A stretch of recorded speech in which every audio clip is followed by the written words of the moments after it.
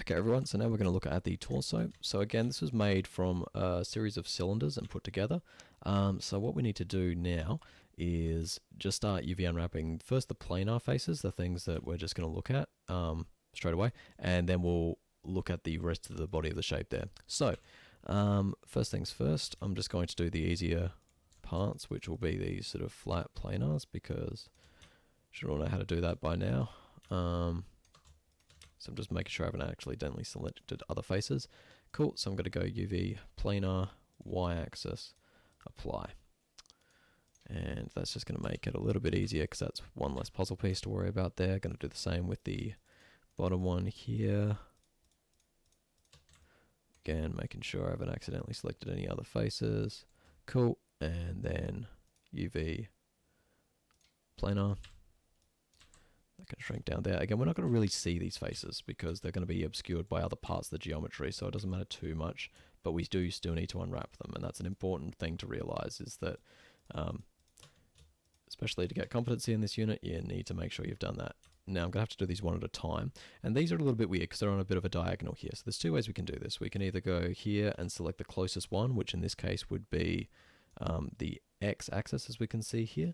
So we're going to go apply, and then we can click on the little red cross here, and then that one, and then rotate it slowly into view and everything, and then it will slowly sort of become like that. And I've just recognized that we've accidentally selected another face down here, so we will undo that.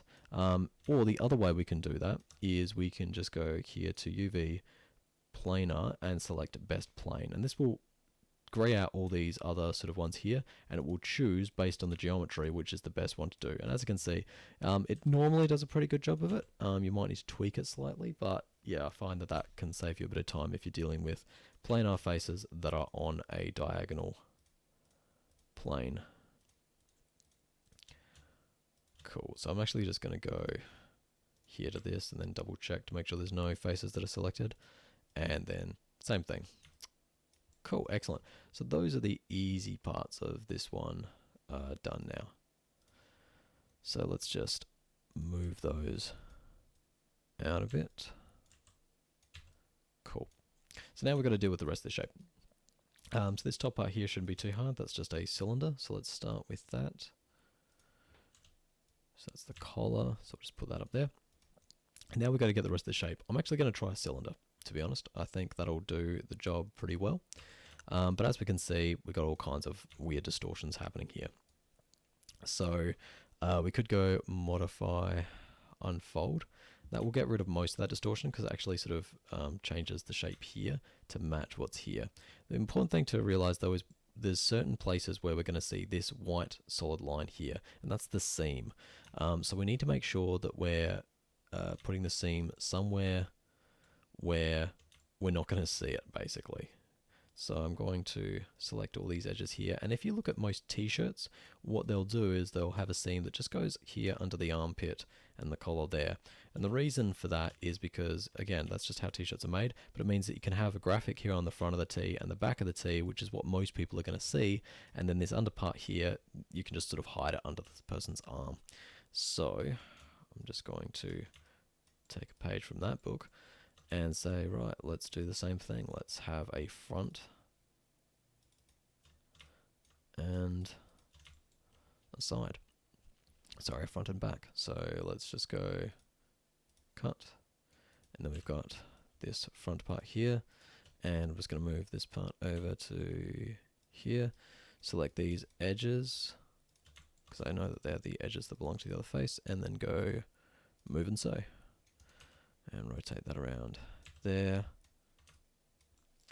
So even though there's still some distortion here, now that I've done that, I can actually do another unfold, and that will actually come out a lot sharper. Because it's not connected to other parts, you can iron it out flat a lot easier.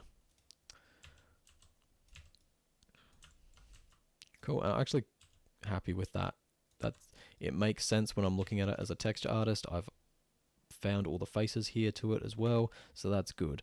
We're going to have to do some pretty solid rearranging here though, so we still want it to be big enough that we can do designs on there, because they will look good there.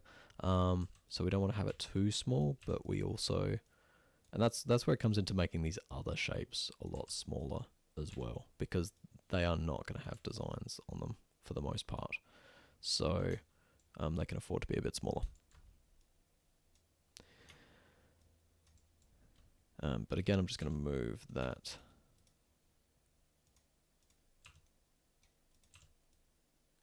here.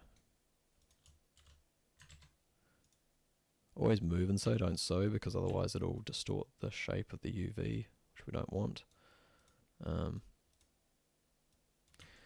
Cool. Alright, I'm just going to move these down here.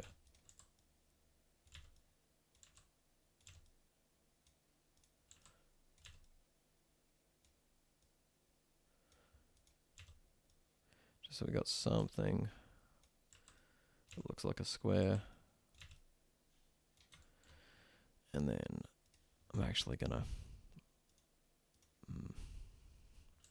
yeah, I'm just going to make that a bit smaller, put that there. Cool. Alright, I'm going to move that up here.